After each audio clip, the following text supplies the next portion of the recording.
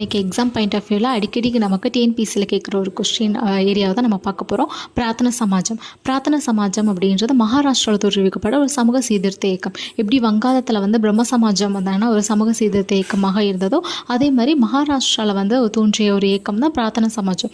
இது தோற்றுவித்தவர் ஆத்மராங் பாண்டுரங். தோற்றுவிக்கப்பட்ட ஆண்டு 1868. அவரை தவிர இந்த அமைப்பை சேர்ந்த பிற உறுப்பினர்கள் யார் அப்படின்னா ஆர்ஷி பண்டர்கர், மகாதேவ் கோவிந்த் ராண்டே. இந்த அமைப்போட முக்கியமான நடவடிக்கைகள் என்னதுன்னா சமபந்தி விருந்துன்னு சொல்லுவாங்க. அதுக்கப்புறம் சாதி மறுப்பு திருமணங்கள், பெண்கள் மற்றும் ஒடுக்கப்பட்ட மக்களோட முன்னேற்றம், விதவை மறுமணம், இந்த மாதிரி நடவடிக்கைகளில் இது சமூகத்தில் சீர்திருத்தங்கள் நடவடிக்கைகளில் ஈடுபட்டாங்க.